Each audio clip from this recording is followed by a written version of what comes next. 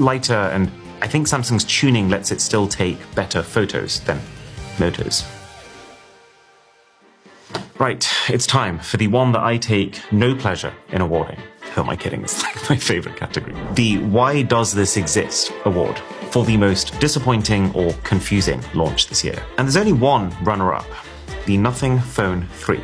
I would say Nothing's budget and mid-range phones have been, well, nothing short of category-defining devices. Their flagship, though, which they waited 3 full years before making, was just very similar, but with a spec bump. And then to make it feel like a distinct step up, they added this weird dotty rear screen that actually just felt less cool than the Matrix lights from their previous, more affordable phones. I still don't think it's a bad phone, it's just a slightly disappointing one, especially considering its $800 launch price. As for who wins then, or loses, you know what, no, it's an achievement. Let's go with wins. I want to hand it to both of these phones, the two-dimensional twins of 2025, Samsung's S25 Edge and Apple's iPhone Air. And it's not because I think these things are unusable, or because I think they're not a feat of engineering, because they are. It's still impressive to me, and I've had this S25 Edge for 6 months now. It's that I think both of these devices are absolutely beautiful traps. This shiny, alluring new form factor that is going to sway a lot of people in the short term when they're making that buying decision.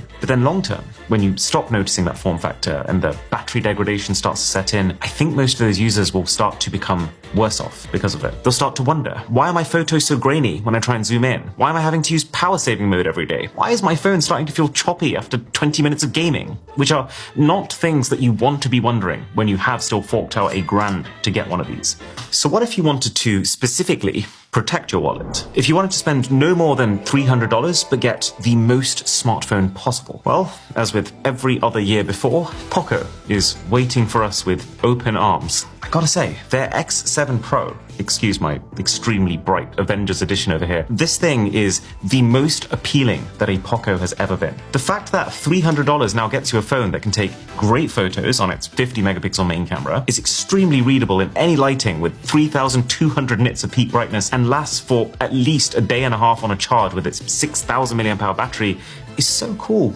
So this is the clear spec maxing option. When you factor in, though, the overall phone experience, I would side very slightly with the CMF Phone 2 Pro by Nothing. You are getting a bit less hardware, but it's cheaper at $250, and it's got that Nothing level of polish that makes it feel a little more expensive than its pared back stats might suggest. The software's really optimized, the bloatware's minimal, and the phone takes surprisingly good photos with 2 50 megapixel cameras on the back. Oh yeah, plus the thing's modular with the ability to screw in a stand or camera lenses, or just swap out the backplate entirely. So there are a couple of other options from Nothing floating around this $300 price point, but frankly, the CMF phone is the best value option.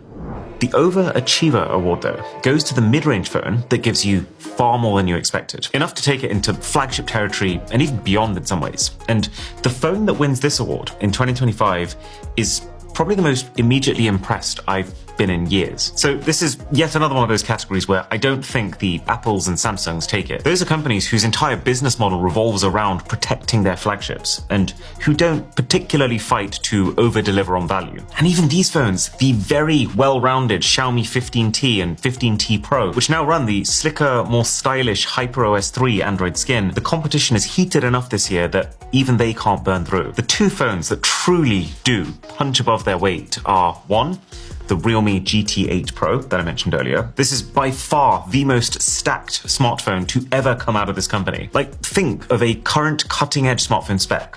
This thing has it. All for around $750, and it comes with a screwdriver so that you can swap the shape of your camera module into a rectangle. It's probably the strangest extra on a phone, so laser focused on price to performance. But even with its screwdriver, it's not the winner. I am giving that award to the Poco F8 Ultra, a phone